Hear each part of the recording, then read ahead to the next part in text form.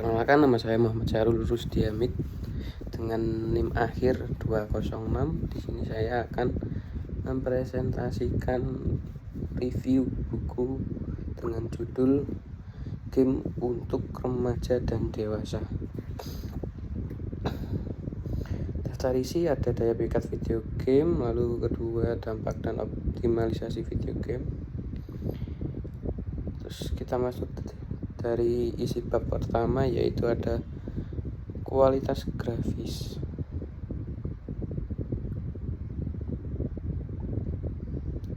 Yang pertama, kualitas grafis. Di sini kemampuan gamers dalam mengakses, menyeleksi, dan memahami video game berhubungan dengan pengalaman pribadi, terutama pertama kali mengenal video game.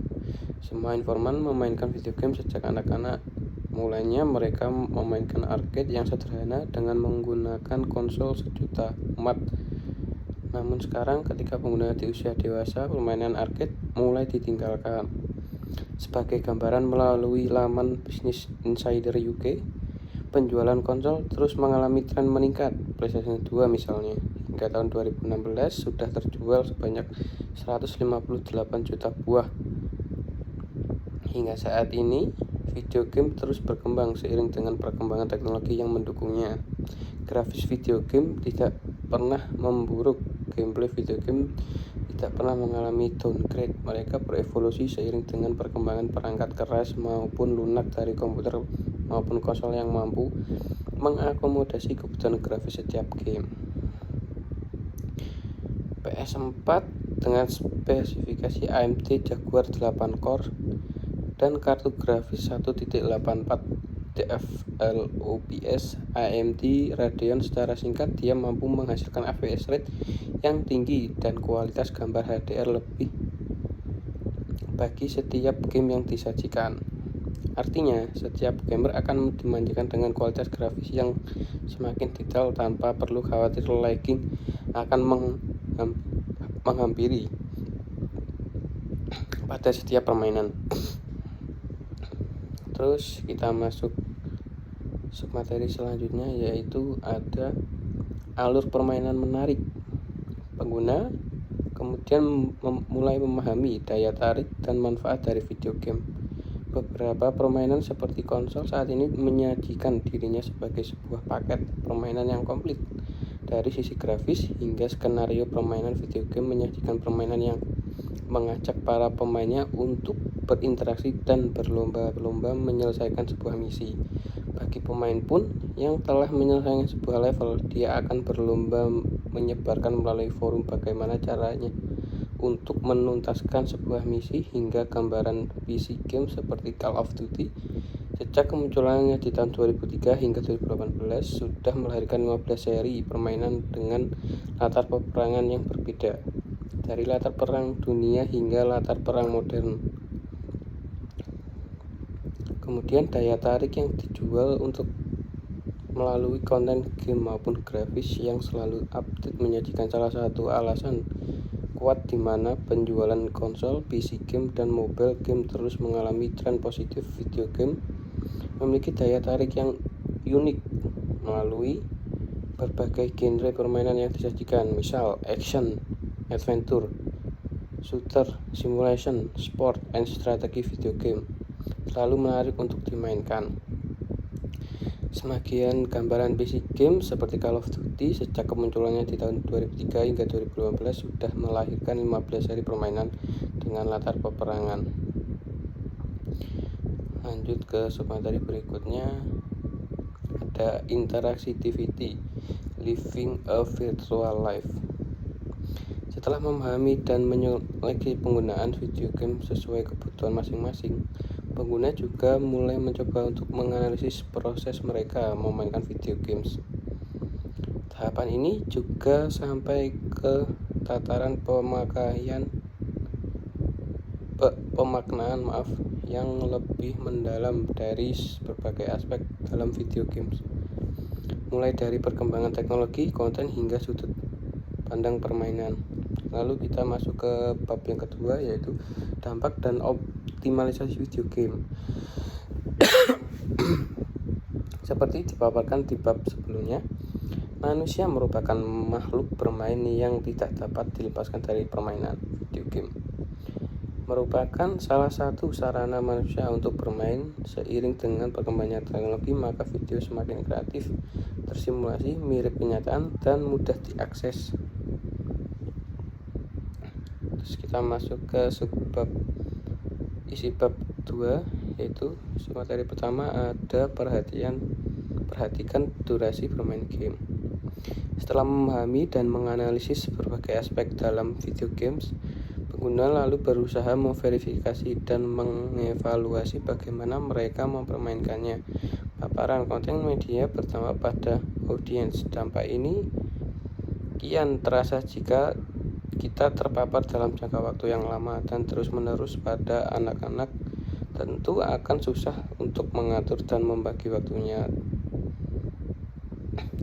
Menurut Dr. Douglas dari Iowa State University dalam April 2013 saat melakukan riset durasi bermain video game pada anak-anak tahun 2012 bahwa anak laki-laki usia dasar dan menengah rata-rata bermain game 13 jam per minggu. Jenis kelamin perempuan akan menghabiskan sekitar 5,5 jam dalam waktu seminggu.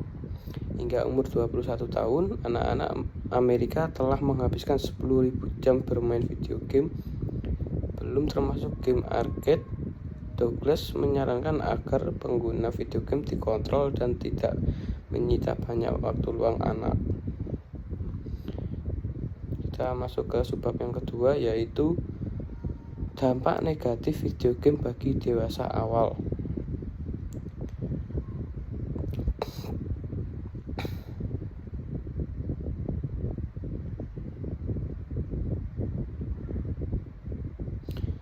Yaitu evaluasi yang dilakukan pengguna bisa dari dampak yang mereka rasakan dari bermain video game tertentu. Kita tidak bisa menakuti orang remaja dan dewasa terkait bahasa, konten, kekerasan, dan adegan vulgar di video games. Sesuai dengan rating video game, mereka merupakan kelompok masyarakat yang memang boleh untuk mengakses konten tersebut. Karena itu dampak terkait konten video games tidak terlalu signifikan bagi dewasa, berbeda saat konten yang sama berdampak bagi anak-anak. Yang kedua ada gangguan kesehatan jasmani bagi remaja dan dewasa. Beberapa dampak bermain video game dapat terkait dengan jasmani dan mental. Terkait dengan tubuh, aktivitas bermain game dapat berdampak buruk bagi tubuh manusia, remaja, dan dewasa. Bermain game tidak selamanya mudah. Ancaman terhadap orang dewasa tidak hanya terkait dengan kesehatan, namun juga secara ekonomi. Anak-anak biasanya tidak memikirkan masalah ekonomi dalam hidupnya. Gangguan kesehatan mental. Selain kesehatan jasmani, permainan video game juga dapat berdampak pada kesehatan mental orang dewasa dan remaja. Kesehatan jasmani dan kesehatan tubuh manusia, begitu juga sebaliknya. Contoh masalah mental ini adalah kecanduan. Kecanduan dapat diartikan sebagai sebuah kondisi obsesi berlebih dan kebergantungan terhadap suatu hal. Selanjutnya, dampak positif video game bagi remaja dan dewasa. Video game tentu tidak hanya berdampak negatif bagi kehidupan manusia. Sebagai makhluk bermain akan menerima manfaat positif ketika dia bermain. Begitu juga ketika orang dewasa bermain video game, ada banyak manfaat yang dapat mereka peroleh. Salah satunya ada relaksasi dan kompensasi ketersaingan. Lalu ada mengatasi kecemasan. Yang ketiga ada memuaskan rasa kompetitif yang menyenangkan. Yang keempat ada menghadapi tantangan dan menyelesaikan masalah. Kelima ada bersosialisasi dan bekerja sama. Keenam ada bereksperimen terhadap identitas dan praktik sosial. Lalu ada menjadi pemimpin. Terus kita akan masuk ke subbab 2, Yang keempat, ada optimalisasi video game. Dalam memainkan video game, pengguna dapat berikan informasi bagaimana memaksimalkan sarana ini agar memperoleh dampak yang positif. Dampak positif bermain video game memberikan manfaat yang berguna bagi orang dewasa maupun remaja. Yang pertama, ada memainkan sesuai jatah waktunya. Yang kedua, gunakan sebagai sarana komunikasi atau menghasilkan manfaat. Yang ketiga, game untuk media pembelajaran. Lalu yang kelima, yang terakhir, ada kesimpulan. Kesimpulan ini dapat saya simpulkan bahwa video game merupakan media yang tidak dapat terpisahkan dari kehidupan kita sehari-hari. Tidak hanya monopoli anak-anak, video game juga dimainkan oleh remaja dan orang-orang dewasa. Banyak video game yang diproduksi pengembangan game memang dikhususkan untuk remaja dan dewasa. Dampak video game bagi remaja dan dewasa agak berbeda dibandingkan dengan anak-anak. Salah satu penyebabnya adalah kemandirian dan tanggung jawab sosial. Terima kasih. Sekian presentasi dari saya. Wassalamualaikum warahmatullahi wabarakatuh.